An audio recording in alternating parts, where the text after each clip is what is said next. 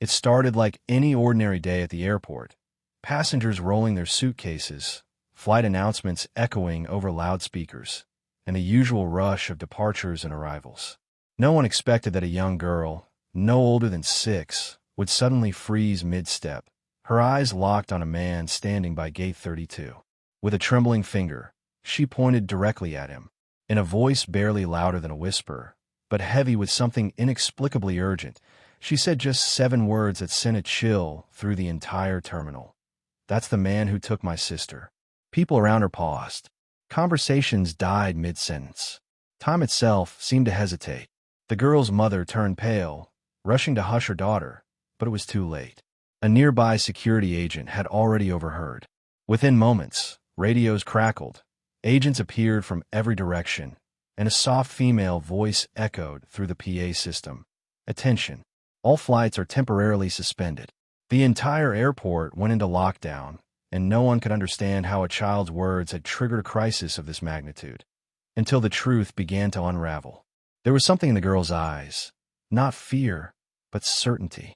As officers approached the man, who stood frozen in place, the tension in the air thickened. He didn't run. He didn't speak. He just stared back at the child with a strange expression, a mixture of recognition and disbelief. Cameras zoomed in. Phones began recording. And somewhere, buried in the chaos, was a story no one was ready to hear, but everyone needed to. This wasn't a case of mistaken identity. The girl hadn't seen the man on TV or in a movie. Her memory was real, and what she said next would force the police to reopen a case that had gone cold for more than 5 years. A case that had shattered her family once, and was now about to explode into the public eye with a truth darker than anyone imagined. What followed in the next few hours would expose a network of lies, a hidden past, and a terrifying secret buried beneath layers of silence. And all of it began with a little girl, a single sentence, and the courage to speak when no one else would. The security team didn't waste a second. Within less than 60 seconds of the girl's words, a perimeter was formed around gate 32. The man in question stood eerily still, his hands at his sides, eyes darting between the officers closing in. Travelers nearby were ordered to step back, some ushered into nearby gates for safety. It wasn't chaos. Not yet. But it was something worse. Controlled panic. The girl, holding tightly to her mother's coat, repeated her statement, this time louder. "He took my sister." Her voice cracked, not from fear, but from something that pierced deeper, the memory of absence. Her mother looked shocked, confused. "Sweetheart, what are you talking about?" But the girl didn't waver. She pointed again, and then she said her sister's name. That was when the air changed. One of the agents, a woman named Officer Delgado, had been on the force for nearly 2 decades. She'd seen plenty: false alarms, family disputes, even children lashing out. But there was something about this child's gaze that dug under her skin.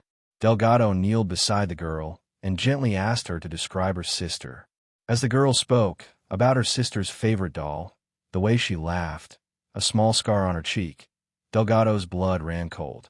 In a secure room nearby, a facial recognition scan had already pulled up the man's ID. Gregory Hale, 42 years old, no prior offenses, traveled frequently for work. But then a secondary alert pinged the system, something from the archives, a composite sketch from a missing persons report. The resemblance wasn't just striking, it was exact. The face from a case 5 years ago, a man suspected of abducting a girl named Emma Langdon. Inside the terminal, passengers murmured nervously. Some speculated a bomb threat. Others guessed it was a fugitive on the run. But few could have imagined the real story. A grieving family. A case that had gone unsolved for years. And now, a chance, a fragile, fleeting chance, that the missing puzzle piece had just walked straight into their arms. Gregory didn't resist when officers surrounded him. He didn't ask questions. He simply looked at the girl, blinked slowly, and said nothing. As they escorted him toward the holding room, a whisper broke through the onlookers. What did he do? But the girl knew. And Officer Delgado, holding her breath, feared the worst, that they were too late. Back in the holding area, Gregory's demeanor remained unsettlingly calm. He answered the officer's questions with clipped, measured responses. Yes, he'd been traveling. No, he didn't know the girl. Yes, he'd passed through this airport before. But his voice lacked conviction, like someone playing a role they had long grown tired of pretending. One of the agents asked again about Emma Langdon. This time, Gregory's lip twitched. Meanwhile, the girl, now sitting quietly with a stuffed elephant in her arms, told Delgado things she couldn't possibly have made up. She knew what the wallpaper in the old house looked like.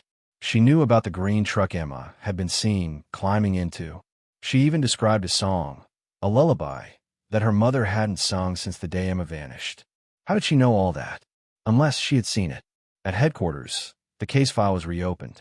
Emma Langdon had disappeared from a gas station restroom while traveling with her father. No trace, no ransom, no leads. But now, with a possible match in custody and a child making statements that aligned too precisely with known details, the case had new life. But time was critical. Every second meant a new potential breakthrough, or a risk of it all slipping away. Delgado stepped into the interrogation room. She didn't speak at first. She placed a photograph on the table. Emma at age 4. Gregory stared at it. Then, almost imperceptibly, his fingers twitched. That was enough for Delgado. "Tell me where she is," she said. "If she's alive, tell me now." For the first time since his arrest, Gregory looked afraid. Gregory's silence wasn't stubborn. It was loaded. His eyes remained fixed on the photograph, as if it were a mirror to a past he had buried too deep. Delgado watched his hands, the way they gripped the edge of the table, knuckles white. He wasn't denying. He wasn't lying. But something inside him was crumbling. Finally, in a low, uneven voice, he whispered, "I didn't take her, not the way they think." That sentence cracked the entire room open. Delgado leaned forward, careful not to break the fragile rhythm. "Then how? Help me understand." Gregory looked up. His eyes weren't cold. They were haunted. She was alone. In the rain. I didn't know her name. I just couldn't leave her there. He swallowed hard. "I took her because no one else did." The words echoed with something disturbingly close to truth or delusion. But Delgado couldn't take his story at face value. She needed verification. She needed evidence. Yet deep inside, a part of her, the mother in her, wanted to believe him. Was it possible? Could this man have saved Emma instead of stolen her? And if so, where is she now? She pushed again. "Where is she, Gregory?" His lips parted, but his voice didn't come. Instead, he pointed, slowly, to the door. Back at the airport, the girl was humming. It was faint, almost imperceptible. Her mother watched her, still confused and shaken. The melody wasn't random. It was the lullaby, the one that only Emma's family knew. A song about stars and rivers and coming home. When Delgado returned, she played a recording of the girl singing it for Gregory. That was the final blow. Tears rolled down his face. Her name isn't Emma anymore. Those words shook Delgado to her core. It wasn't just a confession. It was a revelation. Someone had changed her identity. Someone had erased Emma and turned her into someone new. Delgado's mind raced with questions. Had Gregory acted alone? Was he a savior or a part of something bigger? And above all, what had Emma, now living under another name, been told all these years? That she was unwanted? Forgotten? The next step was delicate. If Emma was alive, authorities needed to find her, fast, but without alerting anyone who might still be involved. Gregory, now breaking under the weight of guilt or fear or both, gave them an address. It was a rural cabin nearly 3 hours outside the city. He insisted she was safe there, that no one else knew. But Delgado wasn't taking chances. A covert team was deployed before sunrise. The cabin sat at the edge of a dense forest, surrounded by pine trees and silence. As the black SUV crept up the gravel road, the air thickened with anticipation. No lights, no movement, but a swing swayed gently on the porch. Then, as if on cue, a figure appeared behind the curtain, small, feminine, holding a stuffed animal tight against her chest.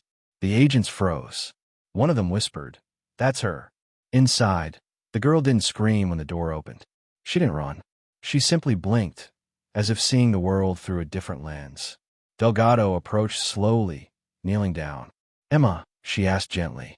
The girl tilted her head. "I'm not Emma." Her voice was soft, rehearsed. "My name is Claire." But her eyes were the same ones from the missing posters, from the photographs that never left her mother's bedside. Delgado took a photo from her pocket and showed it to her. "Do you remember this?" The girl studied it. Her lips trembled. Something was waking up inside her. A memory, a name, a forgotten piece of herself. "That's me." She looked around, suddenly uncertain. "Why does it say Emma?" Delgado nodded gently, tears welling in her eyes. "Because that's who you were before someone took you away." The girl began to cry, not loud, but broken, fragile. Behind her, on a dusty shelf, sat a box. Inside it were old clothes, a bracelet with the name Emma engraved on it, and a photo torn in half. The missing piece now in Delgado's hand. There was no more doubt, no more guessing. She had been found. But the question that haunted everyone now was, what did she live through in those missing years? They didn't rush her. Emma, or Claire, as she still believed, needed time. Officer Delgado and the trauma team knew the damage wasn't just physical. Identity, once fractured, takes time to mend. Emma sat quietly in the back seat of the car, wrapped in a soft blanket, clinging to the stuffed elephant that didn't belong to her, but somehow made her feel safe. As the car pulled away from the cabin, she didn't look back. Not even once. On the ride to the station, she began asking questions. Why did they say my name was Emma? Is that my real mom in the picture? Am I in trouble? Delgado answered gently, never pushing, only offering pieces when Emma asked. Each answer unraveled a little more of the mystery that had wrapped itself around her young life like a second skin. She wasn't afraid, but she was confused. The truth was still a stranger. Back at the airport, the story had already exploded. Videos of the girl pointing, of Gregory's arrest, of the lockdown, were circulating with millions of views. But the public didn't know the full truth. Not yet. The media speculated wildly. Some painted Gregory as a kidnapper. Others called him a hero in disguise. But only Delgado and a handful of others had the full picture. And even they didn't understand it all. Not yet. Gregory sat in his cell, staring at the wall. He didn't ask for a lawyer. He didn't resist further questioning. When asked why he never contacted the authorities after rescuing Emma, his voice cracked. I was afraid they wouldn't believe me. I was afraid they'd take her back to the people who left her. Delgado had heard many justifications before. But this one gnawed at something deeper. What if he wasn't lying? A psychological profile began to form. Gregory showed no classic signs of a predator. No hidden files, no illicit photos, no history of abuse or grooming. What he had was something stranger, a trail of receipts from clinics, school applications under a fake name, a quiet life off-grid. He hadn't hidden her in darkness. He had built her a life in the shadows. But why? Why not come forward? Why raise her like a daughter in a lie? The answer, as always, was buried in the past. Investigators pulled deeper into Gregory's history. 5 years earlier, his sister had died in a car accident. Her daughter, age 4, had been taken by foster care. Gregory had fought for custody and been denied. He had lost everything. Around that time, Emma had gone missing. The timelines overlapped. Delgado's instincts buzzed. Was it grief that made him do what he did? Emma was taken to a safe house where psychologists and social workers carefully guided her through early recovery. The moment they showed her a family photo, her real family, something flickered. She touched her own face, then her sister's, and finally whispered, "I remember her." It was the first thread pulled from the tightly woven narrative Gregory had built. The first crack in a story she never chose. But not everything was pain. In one of her quiet sessions, Emma spoke about the cabin, about the books they read, the garden they planted, the stars she counted at night.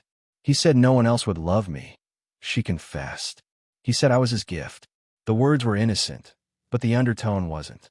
Gregory had rewritten her identity with kindness, a warped kindness that masked something tragically wrong. As more evidence surfaced, the case grew murkier. Gregory had used fake names, avoided digital footprints, and even homeschooled Emma. His life was a fortress of secrecy, but not violence. Still, intent didn't erase the law. He had taken someone else's child. He had robbed a mother of years she'd never get back. And he had forced a little girl to live a life of make-believe, even if it was paved with affection. Delgado sat alone that evening, reviewing files, pictures, and voice recordings. She watched the footage of the girl pointing at the airport again and again. That moment, so quick, so devastating, was more than a turning point. It was proof of something powerful. Memory doesn't die. Even buried under years of false names and borrowed love, a child's heart remembers where it came from. And one sentence changed everything. The moment news reached Emma's biological mother, Julia Langdon, she dropped to her knees in her living room. For 5 long years, she had clung to hope, to prayer, to every possible version of faith. But nothing could have prepared her for the call that came at midnight. "We believe we've found your daughter." The world stood still for her. Every second since that gas station in 2018 had led to this one fragile breath. Julia was rushed to the city under protection, away from the media frenzy. She had aged, not just in body, but in soul. The photographs she carried were worn thin at the edges, like the memories she refused to let go of. As she walked into the safe house, escorted by agents and a therapist, her hands trembled. She hadn't seen her daughter's face in 5 years. Would Emma remember her? Would she accept her? The question screamed louder than her heartbeat. Emma sat at a table, coloring quietly. When Julia entered the room, she didn't leap up. She didn't cry. She just looked. For a long, silent moment, their eyes locked. Then, slowly, Emma set the crayon down and tilted her head. "You smell like cinnamon," she whispered. Julia burst into tears. It was a detail only a daughter could remember. The scent of her mother's favorite lotion, used every night before bedtime. It was real. It was her. They didn't embrace immediately. Years of separation had built invisible walls. But little by little, word by word, those walls began to fall. Julia showed Emma a box of her baby clothes, her favorite storybook, a video of her singing at a Christmas play when she was 3. And then, Emma asked the question everyone feared. "Why did you leave me?" Julia collapsed into sobs. "I didn't. You were taken. And I never stopped looking." The pain was raw, but the healing had begun. The truth was slowly replacing the fiction Emma had lived. She was beginning to understand that love could exist outside the lie Gregory told her. Still, confusion lingered. If he took me, why did he love me like that? Julia didn't have the answer, but she held her daughter's hand tightly and whispered, "Sometimes broken people try to fix their pain the wrong way." Meanwhile, Gregory's story was reaching the courts. Lawyers debated whether he should be charged with kidnapping, child endangerment, or something else entirely. Public opinion was split. Some demanded life behind bars. Others called him a misguided guardian. But the law was clear. Emma was not his child, and no amount of love justified what he had done. Still, the courtroom felt less like a battleground and more like a tragedy. Gregory never denied taking Emma, but his testimony revealed layers of a disturbed but not malicious man.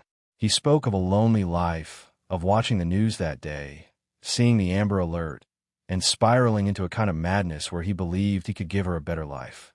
He told the judge, "I know what I did was wrong, but I never hurt her.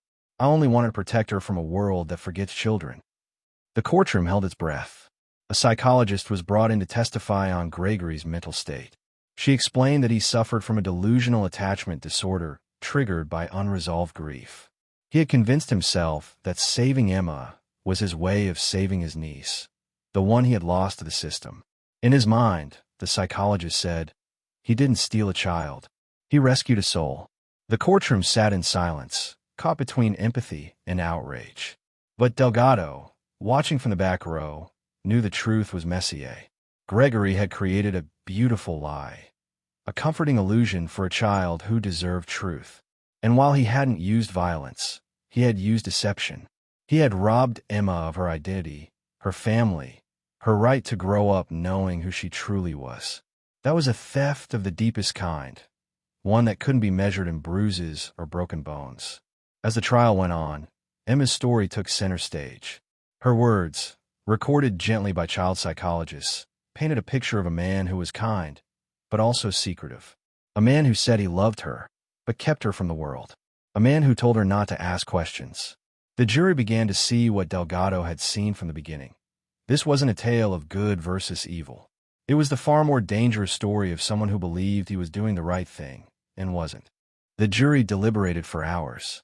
The courtroom remained in a tense hush as the foreperson finally stood, holding the verdict slip in trembling hands. The judge called for silence, and the words rang out with finality. Guilty. Gregory Hale was found guilty of kidnapping and unlawful concealment of a minor. But the sentence shocked everyone. 15 years, with eligibility for parole after 8. A murmur swept the room. Too harsh. Too lenient. No one agreed. Emma wasn't present for the verdict. Julia had taken her to a quiet farm far from the city noise, from the cameras, from the debate. There, surrounded by animals and open sky, Emma began to breathe again. She slept without nightmares. She laughed, even if just a little. Julia kept her days simple, baking cookies, riding bikes, reading bedtime stories, anything to build a bridge back to the childhood Emma had been denied. But trauma lingers in places unseen. One night, Emma woke crying. Julia rushed in and held her daughter close. "What's wrong?" she whispered. Emma's voice was fragile. "I don't know who I am." The words pierced Julia's heart. Because it wasn't just about a name. It was about years of memories, of trust placed in someone who wasn't real. It was about losing the ability to fully believe and love, even when it's right in front of you. Julia enrolled Emma in therapy with a specialist in memory reconstruction and childhood trauma. There, Emma began to paint. The first picture she drew was of a cabin under stars. The second, a face split in two, one half smiling, the other crying. Her therapist nodded. "You're telling your story," she said softly. Emma looked up. "But which one is mine?" That was the battle now, separating the false from the real. Meanwhile, media frenzy refused to fade. Talk shows debated whether Gregory was a villain or a victim. Documentaries were pitched. Offers were made to buy the rights to the story. But Julia refused everyone. "She's not a headline," she said. "She's my daughter." And quietly, away from the noise, a girl who once believed her name was Claire began the long, quiet journey back to becoming Emma again. In time, Emma's memories began to untangle. The laughter of her real sister, the way her dad used to throw her in the air, the smell of pancakes on Saturday mornings. They came back slowly, sometimes in dreams, sometimes triggered by old photographs or songs. But with every piece that returned, another one had to be questioned. What was real? What was invented? And what had been planted by someone else's grief? Gregory, from prison, wrote letters. He was not allowed to send them directly to Emma, but he sent them anyway. Pages of handwritten thoughts, some apologies, others ramblings. Julia read one and wept. "He still thinks he saved her," she told Delgado. The agent, now off the case but still deeply invested, responded simply, "He saved himself, not her." The words weren't angry. They were resigned. Emma asked about the letters once. Julia didn't lie. "He writes. He says he's sorry." Emma nodded. "I don't hate him." And she didn't. What she felt was harder to name. Confusion, maybe. A strange kind of gratitude woven into betrayal. She had been cared for, yes, but not honestly. And honesty, she was learning, was worth more than any comfort built on lies. The story never fully faded from the headlines. But Emma slowly did, by choice. She stopped being the girl from the airport and became the girl who rode horses and painted in silence, and sometimes laughed without knowing why. She didn't need the world to know her story. She only needed to write it for herself, one chapter at a time. And Julia, patient and present, gave her all the space she needed. In core documents, Gregory Hale was described as a man with good intentions executed through a tragic distortion of morality. But to Emma, he was something else entirely, a shadow. Not evil, not heroic, just lost. And that, more than anything, reminded her of who she didn't want to become. So she chose light. She chose truth. And with each sunrise, she stepped further away from the lie and closer to the girl she was always meant to be. Weeks turned into months. Emma was now enrolled in school under her real name. Her classmates didn't know her story, only that she was quiet, kind, and had a way of listening that made people feel heard. Julia met with the teachers often, ensuring they understood how delicate things still were. Emma's grades were good, but what mattered more was her smile, that rare and precious glimpse of something whole trying to emerge from what had once been broken. Therapy sessions became less about the past and more about the present. Emma began to speak about the future, places she wanted to visit, books she wanted to write, pets she dreamed of having. "I don't want to forget him," she said once. "But I don't want to be his daughter anymore." Her therapist nodded. "That's not erasing the past. That's claiming your future." Emma didn't reply. She just reached for a purple crayon and began to draw a sunflower. At home, Julia kept everything gentle. No sudden surprises. No forced conversations. But one afternoon, Emma asked to see the old house. The one they had lived in before the day at the gas station. They drove out quietly, windows down, the wind playing with Emma's hair. When they arrived, she stood outside for a long time, staring at the porch. Then she smiled faintly. "I remember this tree," she said, running her fingers along its bark. "I used to climb it, right?" Julia nodded, too overcome to speak. Emma placed her palm on the trunk. "I think I want to come back here someday. Maybe not to live, just to remember." It was the first time she had spoken about remembering without pain. It was a quiet victory, the kind only a mother could see. Healing wasn't a straight line, but it was happening, in roots, in trees, in little pieces of forgotten joy that were slowly finding their way back.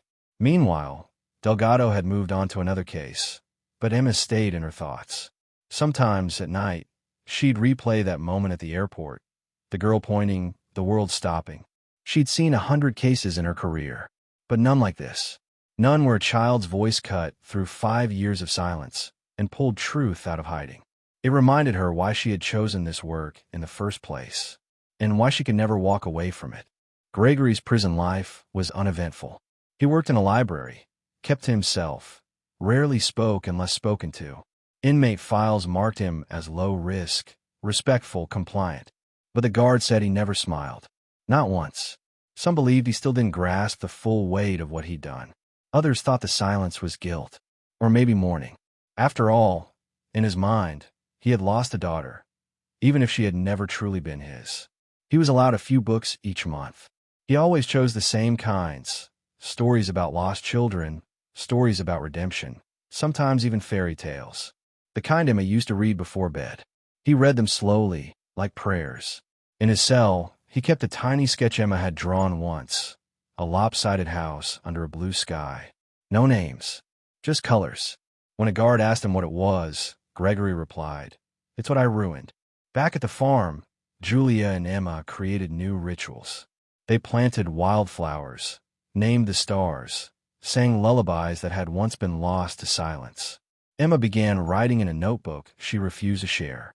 "It's mine," she told her mother. "But maybe someday, I'll let you read it." Julia smiled. She didn't need to know the words. She could see the healing in Emma's eyes, in the way she no longer looked over her shoulder. But healing doesn't mean forgetting. One evening, while brushing her teeth, Emma paused and looked at herself in the mirror. "Do you think he still dreams about me?" she asked. Julia, standing nearby, considered the question carefully. "I think he probably does," she answered. "But what matters more is what you dream about now." Emma nodded slowly. "I think I want to dream about tomorrow." Outside, the wind moved through the trees like a memory, trying to let go. And in the silence of that quiet evening, a girl who had once been lost, once been stolen, once been renamed, looked at herself and didn't see confusion, only strength. The kind that grows not from being saved, but from surviving. The kind that knows her story wasn't over. It was just beginning. Emma's 13th birthday arrived quietly, with no cameras, no headlines, and no guests outside her small circle. Julia baked her favorite cake, vanilla with strawberries, just like the one in the photo taken before her disappearance. Emma hesitated before blowing out the candles, her eyes flickering with something between joy and sorrow. "Can I make 2 wishes?" she asked. Julia nodded, already holding back tears. One wish was for the future. The other, she kept to herself. Later that evening, she opened a gift box from Julia, a locket with 2 photographs inside. On one side, a picture of her as a toddler with her real family.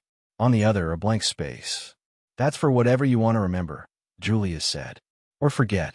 Emma touched the empty space gently. She didn't ask for clarification. She understood. Some things don't need names to be acknowledged. They just need room to breathe. At school, Emma had slowly become more confident. She joined the art club, then the school newspaper. Her first article was titled The Power of Name. She didn't write about her story, not directly, but the metaphors were unmistakable.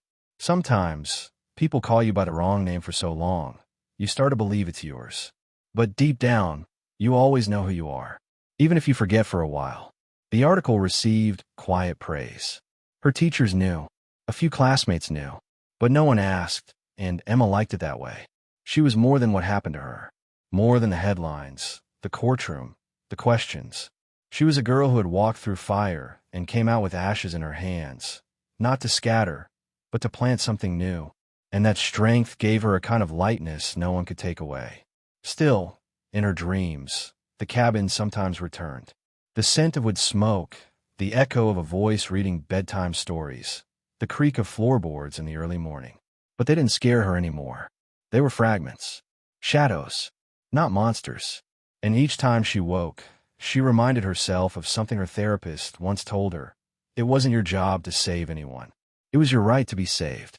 Delgado, now promoted to a supervisory role, still kept a copy of the case in her drawer.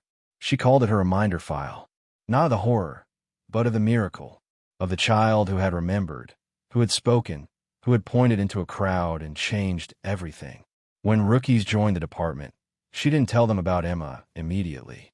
She waited until they were ready to understand the difference between solving a case and healing a life. She had visited Julia and Emma once, quietly, without reporters or superiors. Emma greeted her with a smile that was shy but real.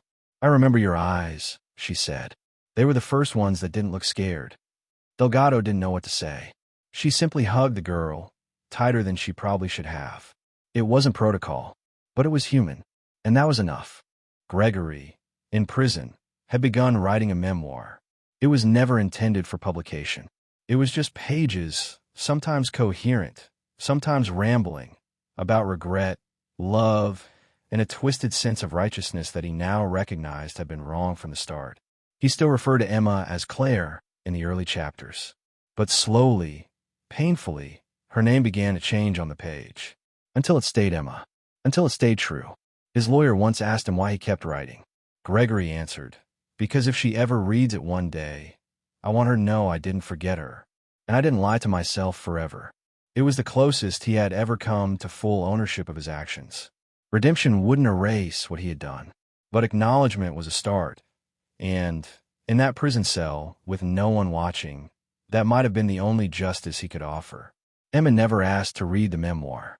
But one day, she said to Julia, "I think I'd like to write my own." Julia smiled. "What would you call it?" Emma didn't hesitate. "The Day the World Stopped." Because for her, it had. Not when she was taken, but when she had been brave enough to raise her hand, point at the truth, and speak it out loud. That was the day everything changed, and the day her story truly began. Emma began her memoir in the early mornings, before school, when the house was still quiet and the sky outside was soft with light. She wrote not as a victim, but as a witness to grief, to confusion, to stolen identity, and the slow rebuilding of self. The first page started with a simple line, "Once, I forgot who I was, but I remembered just in time." Julia read it and felt a tightness in her chest she hadn't felt in years. Not pain, but pride. Writing gave Emma a new kind of voice. One that didn't tremble when she told the truth. One that didn't flinch at memory's sharp corners.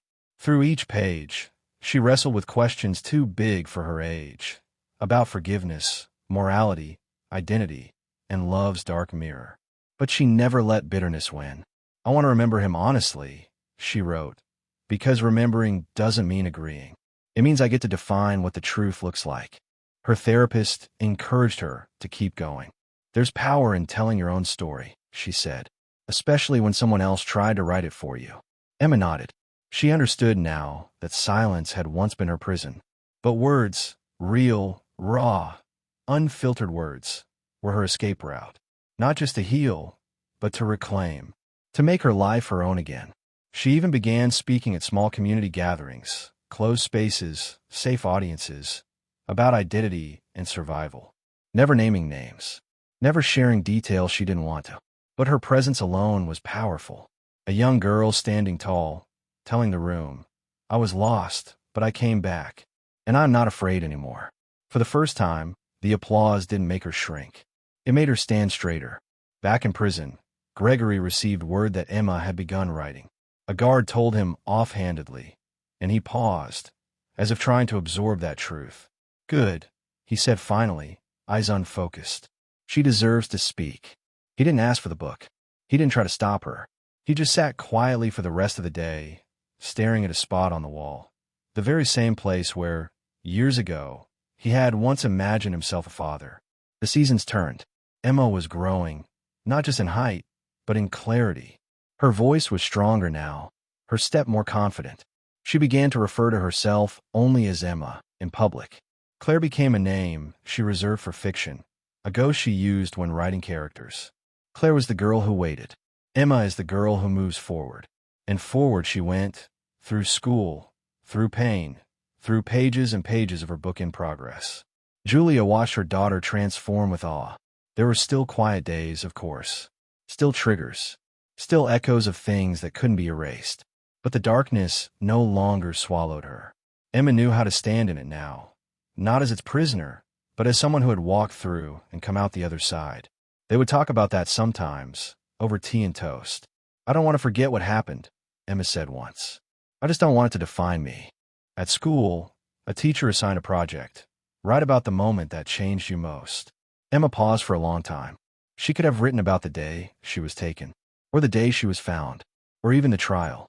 But instead, she chose something quieter, the moment at the airport. "Because that's when I remembered I had a voice," she explained in her essay. "That's when I took back control." Her classmates read her piece in silence. Some cried. Some asked questions. A few just nodded, eyes wide with the kind of reverence usually reserved for survivors of wars. Emma didn't seek their sympathy. She didn't need validation. She just needed to be heard. And now, finally, she was. Not because someone else told her story, but because she had the strength to tell it herself. Delgado read the essay too. Julia had sent her a copy with a handwritten note. "She still remembers you." Delgado placed it in the same drawer with the file, the reminder. Only now, the file wasn't a record of what had gone wrong. It was a testament to what had gone right. To the moment a girl pointed through a crowd and, in doing so, pointed herself back home. Emma's story slowly reached beyond her town. A journalist, known for handling delicate human interest stories with empathy and care, contacted Julia with a simple request. No interviews, no cameras, just permission to share Emma's essay, anonymously, with a broader audience. Julia hesitated, but Emma surprised her. "If it helps even one girl like me," she said, "then yes." And with that, her words stepped into the world. The article was published under the title "The Girl Who Pointed." It didn't mention names, dates, or places. It focused only on that pivotal moment at the airport and the power of a child's voice in the face of silence. The response was immediate and overwhelming. Letters poured in. Messages from other survivors, from mothers, from people who had lost themselves and were still trying to be found. Emma read each one slowly, carefully, her eyes misting as strangers thanked her for being brave enough to remember. She responded to a few, handwritten letters in a notebook she kept under her bed. They weren't sent. She said they weren't meant to be. "Sometimes, just writing it is enough," she told Julia. "It's like leaving a light on in the dark, just in case someone else is looking for the way out." She wasn't trying to be wise. She just understood, in the marrow of her bones, what it meant to feel invisible, and what it meant to choose visibility anyway. At school, her teachers began treating her differently, not with pity, but with deep respect. She was asked to help mentor younger students, especially those who were struggling with identity or trauma. Emma didn't play therapist. She just listened. She knew that sometimes what people needed most was not advice, but a quiet presence who had been there and come back to tell the story. Back in the prison library, Gregory read the article too. He knew it was her, even without the name. His hands shook as he traced the words on the page. He didn't cry, but he didn't finish the chapter he was reading either. He simply closed the book and sat in silence for hours. "She remembers," he said to himself once, and then never said it again. Because deep down, he knew her remembering meant she was healing, and that healing no longer belonged to him. Winter came again, and with it, the anniversary of Emma's return. Julia expected it to be difficult, a resurgence of old wounds, memories like ghosts in the snow. But Emma surprised her once more. She asked if they could celebrate it, not mourn it. "I don't want to remember the pain," she said. "I want to remember the bravery." They lit a candle that night, just one. Emma said it was for every second I chose not to be silent. They sat together on the couch, watching the flame flicker, wrapped in the warmth of a quiet home. No headlines, no questions, no explanations, just a mother and daughter reclaiming time. "You know," Emma whispered, "I think pointing at him was the scariest thing I've ever done." Julia squeezed her hand. "And the bravest," she replied. Emma smiled softly. "I think I'll always be both." In the weeks that followed, Emma returned to her writing with renewed focus. Her memoir, once scattered notes and half-finished reflections, was beginning to take shape. She titled the next chapter, "What I Took Back." It wasn't about revenge. It was about ownership of her name, her memories, her story. Each sentence felt like stitching a torn seam. She was repairing something, not to make it new, but to make it hers again. Julia watched with awe. There were still days when Emma was quiet, thoughtful, even sad. But they were no longer signs of defeat. They were part of the rhythm of healing. Inhale, exhale, remember, release. Emma wasn't trying to erase the past. She was building a life big enough to carry it without being crushed by it. And in doing so, she was becoming something Julia hadn't dared dream of for years. Whole. In her bedroom, above her desk, Emma pinned a note that read, "Your voice is the key to every locked room." She had learned that in the most painful way, but now it was her truth. And every word she wrote, every step she took, every choice to keep moving forward, they were all her way of unlocking what had once been closed, shut tight by fear. Now, nothing would be locked again. Spring arrived with its soft promise of renewal, and for Emma, it brought a feeling she hadn't known in years: freedom. Not just physical freedom, but the kind that lived inside her chest. The fear that used to follow her like a shadow had shrunk. It wasn't gone, but it no longer ruled her. She woke up one morning, sat at the edge of her bed, and whispered to herself, "I am not afraid today." And for the first time, it was true. With the encouragement of her therapist and teachers, Emma submitted the first few chapters of her memoir to a national writing contest.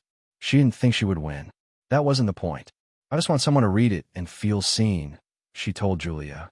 The story she sent didn't focus on the trauma.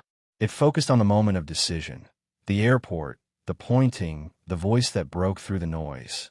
That moment where she chose to speak. Weeks later, she received an email. Her story had been selected, not just as a finalist, but as the winning entry. Julia found her sitting on the floor, staring at the screen with wide eyes. "They chose it," she whispered. "They chose me." There were no fireworks, no screaming, just a long, trembling breath, and then tears. Not a grief, not a fear, but something else, something like reclaiming. The contest organizers offered to publish her story in a national anthology. Emma accepted, with one condition, that her name be printed as Emma Langdon. Not Claire, not anonymous. Emma, the name she was born with, the name that had been taken and now returned, like a crown placed back where it always belonged. Julia stood behind her as she typed her approval. "You're not just surviving anymore," she whispered. "You're leading." News of the win reached Delgado through an old colleague. She read the published story, now fully public, and smiled. It was the same story she had witnessed unfold in real life, but now told with a grace and power only Emma could give it. She didn't just remember, Delgado murmured. She rewrote it. And in doing so, Emma had done what few could. She had turned pain into purpose. The book's publication brought invitations, recognition, and the weight of being seen. But Emma didn't crave fame. She set boundaries, spoke at only a few select schools, and always emphasized one truth: I am not special because of what happened. I am strong because I chose to heal. Her words weren't polished or rehearsed. They were raw, honest, and impossible to forget. At one speaking event, a girl approached her with trembling hands. She didn't say much, just hugged Emma tightly and whispered, "Thank you." Emma didn't ask for details. She didn't need them. She simply held the girl for a moment longer, then pulled back and said, "You're not alone." It was a phrase she had once longed to hear. Now, she was giving it away, like a gift she had fought to earn. Julia watched from the sidelines, proud beyond measure. She had feared that Emma might be trapped forever in the shadow of what had been done to her. But now, she saw a girl walking boldly into the light, refusing to be defined by anyone else's choices. "She's becoming," Julia would say when people asked. "And that's the most beautiful thing I've ever seen." Back in prison, Gregory's health was declining. He spent most days in the infirmary, rarely speaking. One afternoon, a guard asked if he wanted to write one last letter. He nodded. The letter was simple. No apologies, no explanations. Just one line. "You were never mine, but I am grateful you found your way home." It was sent, unread, to Julia. She burned it without telling Emma. Some doors, she knew, were meant to stay closed. Years later, Emma would walk into a bookstore and find her story sitting on a shelf. She would pick it up, hold it for a moment, and smile, not because of the words on the page, but because of what they represented. Not a rescue, not a tragedy, but a truth. A girl, once lost, who had remembered her name and chosen to never let it go again. Time passed, and Emma began to consider what kind of future she wanted, not in reaction to her past, but independent of it. One afternoon, while walking home from school, she paused in front of a building with tall windows and shelves of books visible through the glass. It was a community library. Inside, children laughed softly and flipped through picture books. She stood there for a long time before whispering to herself, "Maybe I want to build something like this." Her interest in storytelling deepened, but not just through writing. She started volunteering at the library on weekends, reading to younger children, curating displays, even organizing a small story circle where kids could share their own memories and dreams. What began as a quiet side project grew into something powerful, a safe space, just like the one she once wished for during her lost years. One of the children in the group, a boy named Theo, reminded her of herself. Quiet, thoughtful, and always sitting just a little apart from the others. One day, after story time, he stayed behind and asked, "Do you think people can be more than one thing?" Emma looked at him for a long moment before answering.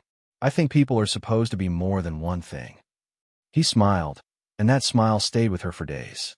The library gave Emma something she hadn't expected, joy without explanation. It wasn't about being strong, or brave, or resilient. It was about being herself, fully and freely, in a world that had once tried to decide for her who she was. Julia watched her from afar, no longer needing to hover. Emma was blooming, and this time, not in spite of her past, but because she had turned the soil of sorrow into something that could grow. Even Delgado came to visit the library once, quietly and unannounced. She watched Emma from behind the shelves as she laughed with children and handed out books. The agent didn't say a word. She didn't need to. She simply slipped out, leaving behind a note on the counter that read, "You turned a memory into a mission. That's what heroes do." Emma found it later that day and tucked it inside her favorite novel. Emma's memoir, now translated into several languages, had reached schools and therapy centers across the country. Educators used it as a resource. Survivors clung to it like a lighthouse. But for Emma, it remained a story she had needed to tell, not a brand, not a legacy, just truth, offered to the world like a thread for others to hold as they walk through their own dark places. She began receiving invitations to speak internationally, but she declined most of them, choosing instead to focus on her small corner of the world, the library, the children, the growing group of young voices learning that their words had value. "The best thing I can do," she once said during an interview, "is to teach others how to speak when they're ready, and to listen until they are." Still, not everyone agreed with her methods. Some accused her of romanticizing trauma. Others insisted she should move on completely. But Emma never let those voices drown her out. She had lived too long in someone else's silence to ever let herself be muted again. Her healing wasn't performative. It was personal, and no one had the right to measure it for her. At home, she and Julia had found a rhythm. Dinners together, soft music in the evenings, sometimes silence, sometimes stories. There were fewer nightmares now, more laughter. And every year, on the anniversary of the airport moment, they lit that single candle. Not to mourn, but to remember the strength it took to speak 7 simple words that stopped time, That's the man who took my sister. On her dresser sat a frame. Not of headlines, not of her book, but of a single image. A girl standing in the middle of a crowded airport, arm outstretched, eyes fierce with memory. Julia had captured it later from a video, cropped and blurred to protect her identity. To others, it might look like fear, but to Emma, it was everything. It was power. It was truth. It was the exact moment she stopped being invisible and became unforgettable. Emma's life had settled into a kind of calm, not the absence of pain, but the presence of peace. On weekends, she took long walks by herself, carrying a notebook and a pencil. She had started a new project, a collection of fictional short stories inspired by real emotions: love, loss, forgiveness. They're not about me, she told Julia, but they carry parts of me. And in those quiet woods, under the filtered light of trees, she wrote her truths in disguise. One afternoon, as she sat by a small stream, she noticed a little girl crying near a bench. Emma approached gently, sitting at a respectful distance. "Do you want me to sit here with you?" The girl nodded, wiping her face. They didn't speak for several minutes. Then, softly, the girl said, "My dad doesn't hear me." Emma looked up at the sky and said, "Sometimes grown-ups forget how loud silence can be." The girl didn't reply, but she stopped crying, and that was enough. It reminded Emma that her story wasn't just about survival. It was about connection, about making people feel seen. Every time she chose to listen, to stay present, to hold space for someone else's fear or confusion, she was reclaiming something that had once been denied to her. She was giving others the very thing she had once longed for, proof that they mattered. That evening, she added a new phrase to her notebook: "I do not need to be famous to be remembered." She understood now that legacy isn't measured in headlines or book sales. It's measured in the quiet moments, the ones where your presence becomes a refuge for someone else, the ones where your pain becomes purpose, the ones where your voice becomes permission for another to speak. Meanwhile, Julia had started volunteering too, working with parents of missing children, offering them not false hope, but honest support. "I've lived the waiting," she'd say. "I've lived the not knowing." Her presence, once trembling with fear, now stood as a pillar of resilience. And though not every child was found like Emma, every family she met walked away feeling a little less alone. Emma turned 16 with little fanfare. She requested a small celebration, just Julia, her therapist, a couple close friends, and her favorite teacher. They ate pasta, shared stories, and laughed until the candles on the cake melted into the frosting. As they sang, Emma closed her eyes and made a wish. This time, she whispered aloud, "I wish to keep choosing the light, no matter how dark it gets." Her teacher gifted her a hardbound journal with gold-lined pages. Inside, a note: "Your words don't just heal you. They heal others too. Keep writing." Emma held it close. She had plans, not just for more books, but for a workshop, one where kids could tell their stories through poetry, music, or drawings. "Not everyone wants to speak out loud," she said, "but everyone deserves to be heard." The first meeting of the workshop took place in the library's reading room. 5 children came, then 10, then more. Some had never told anyone what they had lived. Some didn't even have words yet. But through Emma's guidance, through soft eyes and a steady voice, they began to share, slowly, bravely, beautifully. What Emma had once started for herself was now becoming something much larger. Delgado returned one more time, this time invited. She watched from the back as Emma led a session on naming your truth. The board behind her read, "Who gets to define you?" The answers written by the children ranged from me to God to my story. Delgado felt something in her chest shift. It was rare, in her line of work, to see what healing looked like years after the headlines faded. But here it was, alive, radiant. As the room emptied, Emma noticed Delgado and walked over. "Do you ever think about that day?" she asked. Delgado nodded. "All the time." Emma smiled. "Me too. But I don't replay the fear anymore. I replay the moment I remembered who I was." Delgado didn't respond right away. She just looked at the girl. No, the young woman, standing in front of her. And she realized something. This wasn't a survivor. This was a leader. Emma's workshop grew beyond what a library could hold. Local nonprofits reached out, offering funding, spaces, and support. What began as a simple circle of stories transformed into a program called Speak True, a movement for young people to reclaim their voices, whether they had been silenced by trauma, neglect, or fear. Emma became its quiet heart, not its face. She never wanted the spotlight, just to keep the doors open for others. She trained volunteers, built lesson plans, and made sure every facilitator knew the most important rule. You don't need to fix anyone. You just need to believe them. It was a philosophy born from her own journey, one where belief had been the key that opened the cage. And for every child who walked through those doors, trembling and uncertain, Emma made sure they left knowing one truth: their story had value. Despite the growth, Emma remained grounded. She still took long walks, still wrote in her journal, still visited the old cabin in her dreams. But now, it was only a place, not a trap, not a wound, just a past that no longer held her hostage. "I think I'm finally free," she told Julia one morning over breakfast. "Not because I forgot, but because I don't need to forget anymore." Her memoir was now part of school curriculums in several states. Students discussed it in classrooms. Counselors used it to start conversations. But Emma had moved on from rereading it. "That was the book I needed then," she said.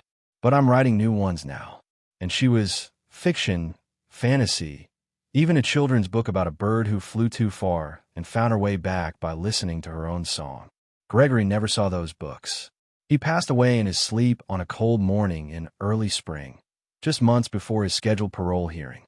He left no requests, no last words, only a small stack of letters that prison staff turned over to officials, most unsent, all addressed to Emma. Julia chose not to tell her.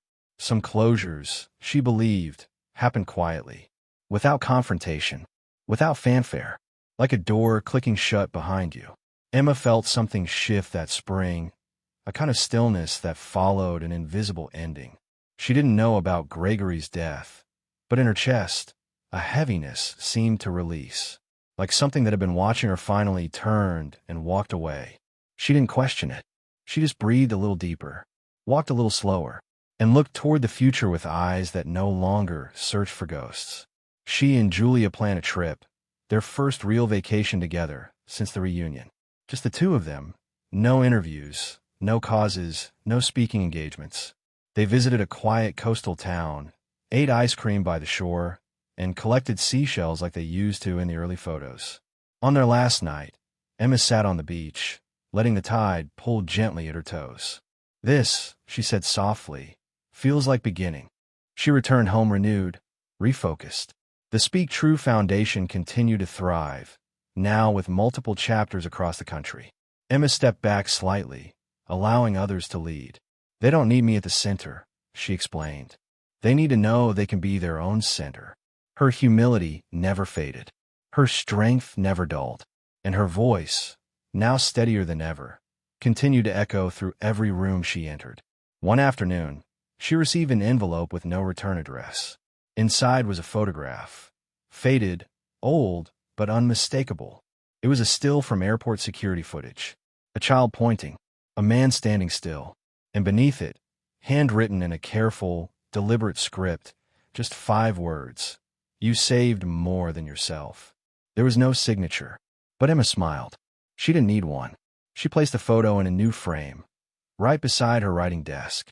Now, when people asked her how she got through it all, she didn't tell them about strength or bravery or resilience. She simply said, "I remembered, I spoke, and I listened."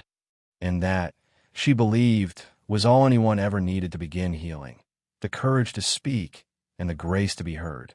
As Emma approached her high school graduation, the community gathered to celebrate her, not just as a student, but as a symbol of what it meant to reclaim a life. The principal, during his speech, paused to recognize her not for her awards or grades, but for her impact. "Some students lead with their intellect," he said. "Emma led with her heart, and she taught the rest of us how to listen." The applause was thunderous, but Emma, true to herself, kept her head bowed humbly. She gave a short speech, just 2 minutes, but it left the entire auditorium breathless. "You don't need a perfect life to make a difference," she said. "You just need to be willing to live honestly." She spoke not of trauma, but of transformation, of finding light in unexpected places, of turning silence into song. When she finished, Julia stood among the crowd, tears on her cheeks, her heart swelling with more pride than she'd ever known. That summer, Emma received a scholarship to a university known for its creative writing program and social justice initiatives. She hesitated before accepting. Leaving means letting go of the place where I became whole, she told Julia. But her mother reminded her, you're not leaving it behind. You're carrying it with you. Emma nodded. She understood. Growth didn't mean forgetting.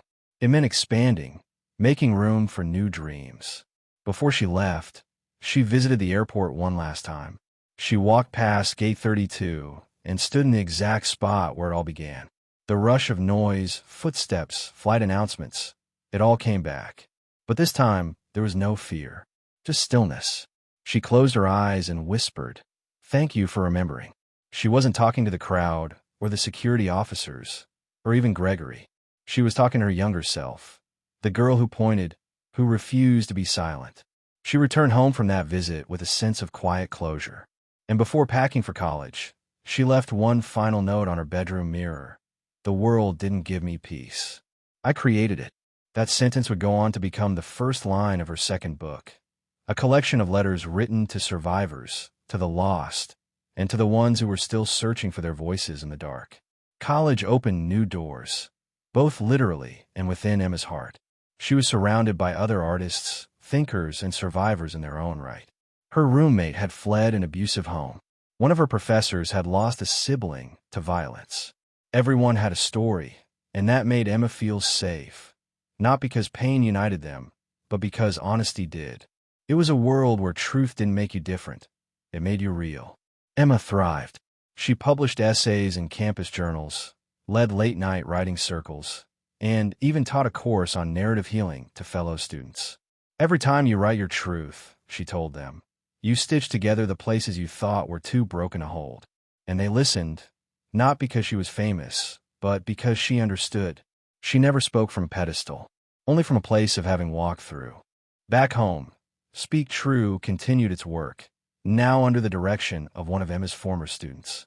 Julia remained involved, mentoring parents and guardians, quietly tending to the movement her daughter had sparked.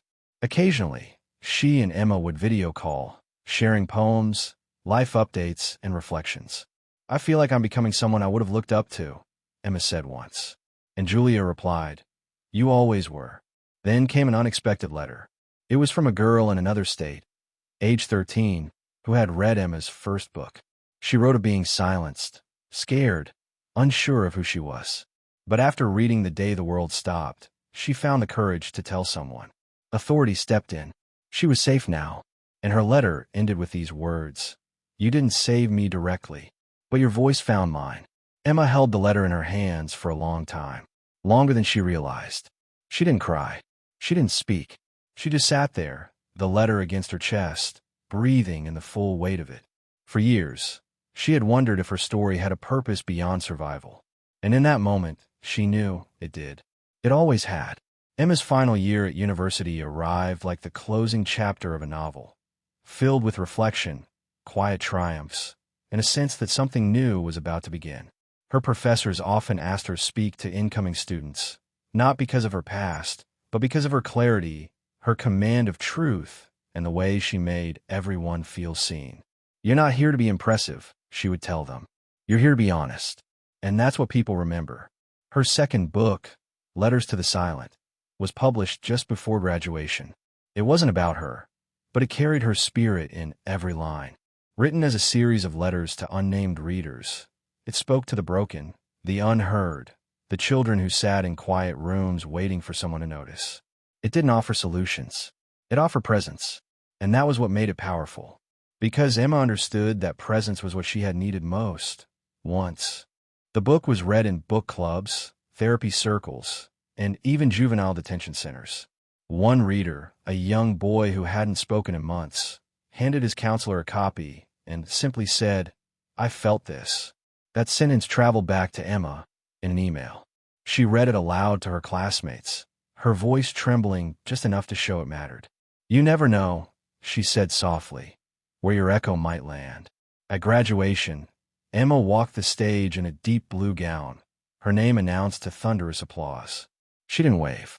She didn't cry. She just looked forward, her stride calm, her shoulders tall.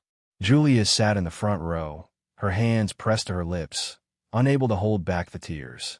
And Delgado, who had flown in quietly to witness the moment, stood at the back of the auditorium, her badge tucked away, her heart wide open.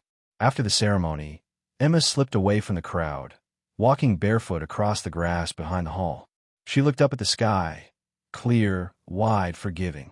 And in a whisper only the wind could hear, she said, "I made it." Not because she had survived, but because she had built a life, piece by piece, out of truth, silence, love, and a voice that once trembled but never stopped speaking. Years later, Emma stood in front of a new group of students. She was older now, not in age, but in presence. There was a gravity to her voice, a warmth that filled the room like a soft lamp in the dark. The session was called "The Day You Begin." She opened with a question. When was the first time you knew you were real? The room was silent. Then, slowly, one by one, they answered. And as they spoke, Emma smiled. This was the work. Her memoirs were now taught in classrooms around the world. But Emma never stopped showing up in person, in rooms that still smelled like fear, still held the breath of children who hadn't spoken yet. She walked among them not as a savior, but as a mirror.